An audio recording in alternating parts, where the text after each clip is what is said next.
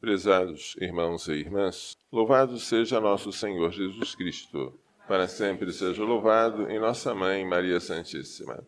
Hoje, 26º domingo do tempo comum, ano B, a liturgia se concentra sobre a censura ao ciúme. Na primeira leitura tirada do livro dos Números, Moisés censura Josué, o seu companheiro e ajudante desde a juventude, porque Josué quer que 2 anciãos, Eldad e Medad, não profetizem, embora o Espírito Santo tenha descido sobre eles. Por que ele não quer que os 2 profetizem? Porque esses 2 anciãos não foram até a tenda, mas tinham ficado no acampamento. O nome deles estava inscrito, mas eles ficaram em um outro lugar diferente do dos outros 70 anciãos. E aí? Moisés diz: Oxalá todo Israel profetizasse, e sobre ele repousasse o Espírito do Senhor.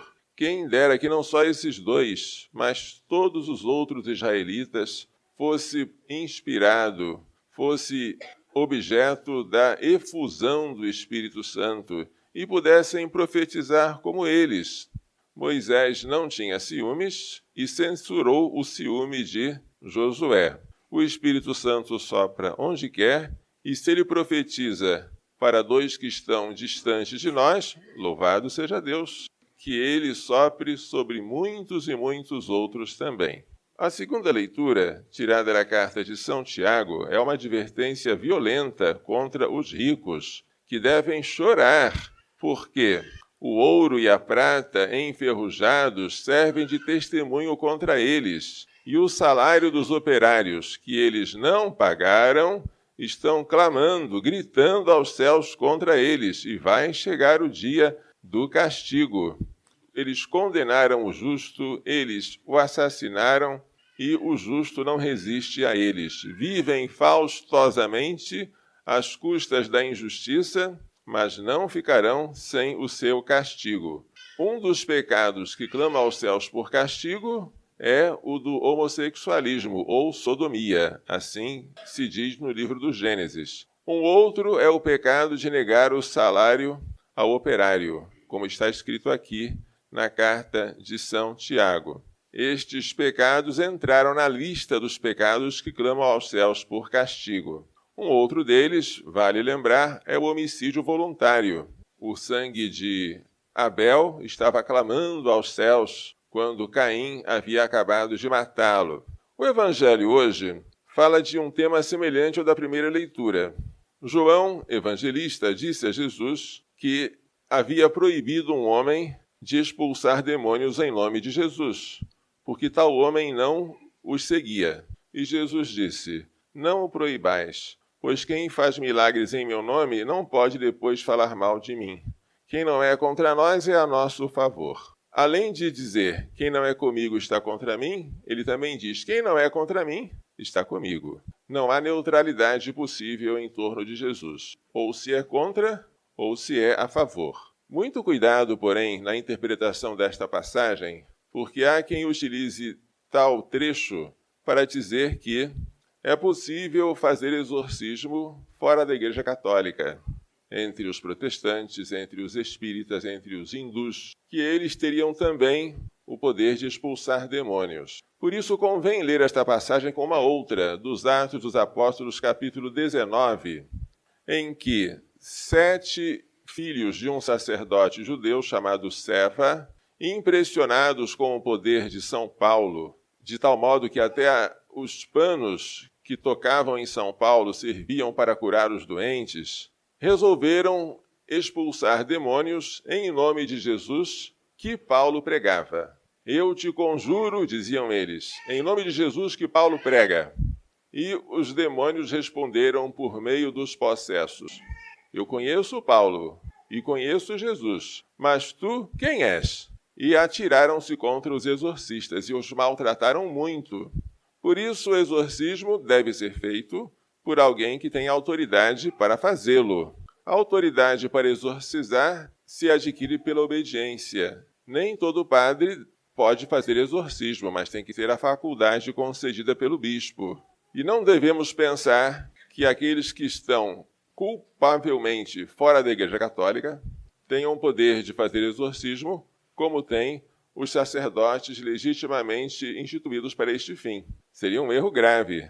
É verdade que o Espírito Santo sopra onde quer, mas também é verdade que a Igreja Católica é necessária para a salvação e, como disse o Catecismo de maneira bem contundente, fora dela não há salvação. Os que vão se salvar ordenam-se a ela de alguma maneira e recebem dela a graça que os salva. O que este versículo pode nos ajudar a entender é que dentro da Igreja haja pessoas que queiram o monopólio de uma determinada obra.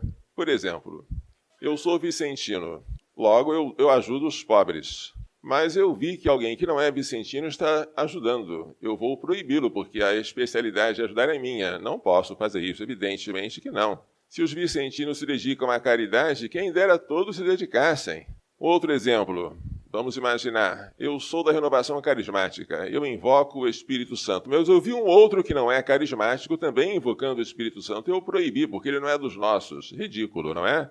O Espírito Santo não é monopólio de uma associação, de um movimento ou de uma pastoral, ele é de toda a igreja.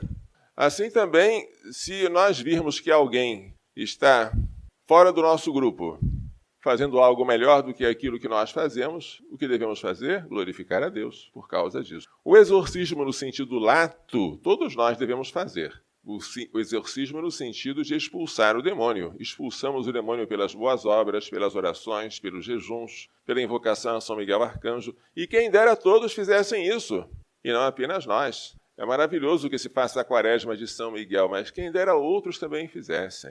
O Evangelho continua tratando de outros assuntos. Quem der um copo de água a vós, porque sois de Cristo, não ficará sem a sua recompensa. Então, depois de afastar o ciúme e de estimular a tolerância, a caridade.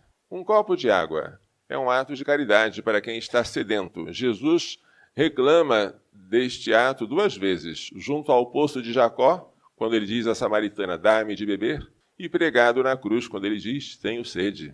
Dar de beber é algo importante. Depois ele fala do escândalo. Ai daquele que escandalizar ou daquele que levar a cair um desses pequeninos. O escândalo aos pequeninos, já disse outras vezes, parece-me mais violento, mais ofensivo a Deus do que o próprio aborto. Porque quem escandaliza uma criança leva a perder a inocência, aquele rostinho angelical, corrompe-a moralmente. O que faz aborto, embora cometa um crime abominável, não corrompe o bebê. Contenta-se em matá-lo, esquartejá-lo e jogá-lo no lixo. Jesus diz que seria melhor para este causador de escândalos que ele fosse jogado ao mar com uma pedra amarrada ao pescoço, a pedra que se usava para moer, uma pedra bem grande. Fala ainda que nós devemos evitar a queda, fugindo das ocasiões próximas de pecar, cortando a mão, cortando o pé e arrancando o olho. Cuidado com a interpretação ao pé da letra. Imagine que alguém lendo o Evangelho resolva fazer isso. Não tem proveito em amputar os membros, mas terá um grande proveito se não fizer uso de tais membros, porque sabe que eles estão levando ao pecado. Interessante é a radicalidade. Jesus não diz para encolher o pé, a mão, ou para piscar o olho, ele diz para cortar e arrancar. É assim que a gente foge do pecado. Diante das tentações, não há fortes nem fracos, há prudentes e imprudentes, dizia a Madre Maria Helena Cavalcante. Fracos somos todos, mas ninguém tu deves considerar mais fraco do que tu, dizia a imitação de Cristo. A consciência da própria fraqueza, a fuga das ocasiões de pecar, o cuidado por não dar mau exemplo para os pequeninos, o exercício da caridade e a tolerância com o próximo e a acolhida a todos, tudo isso é tema do Evangelho e da liturgia de hoje. Vamos pedir a Maria Santíssima que nos faça vencer a tentação que todos nós temos, é inevitável, de formarmos um gueto, uma seita, um grupo fechado e isolado. De jeito nenhum. Somos católicos. Somos universais. Estamos aqui para a igreja e a igreja conta conosco. Se a comunidade nossa crescer, louvado seja Deus. Se houver uma outra que crescer também, Deus seja mais ainda louvado. É isso? Este espírito de abertura para a glória de Deus e para a salvação de todas as almas deve estar em todo autêntico missionário. Estamos precisando de exorcistas. Seria muito importante que se multiplicassem o número de exorcistas qualificados para essa função. Que eu saiba, na nossa diocese não há nenhum padre que exerça de maneira permanente e contínua esta função. Mas há demônios que exercem de maneira permanente e contínua a sua função de tentar perder as almas. Estamos em desvantagem. Vamos pedir a Deus que nos dê sacerdotes, que nos dê bons sacerdotes e que faça que algum deles obtenha a função tão necessária de expulsar os demônios. Isso é algo que precisa ser redescoberto.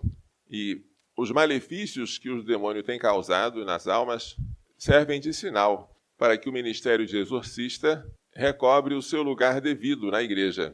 Que Maria Santíssima, aquela que com seu Filho esmagou a cabeça da serpente, nos faça entender e pôr em prática as lições desta liturgia. Louvado seja nosso Senhor Jesus Cristo. Para sempre seja louvado em nossa Mãe Maria Santíssima.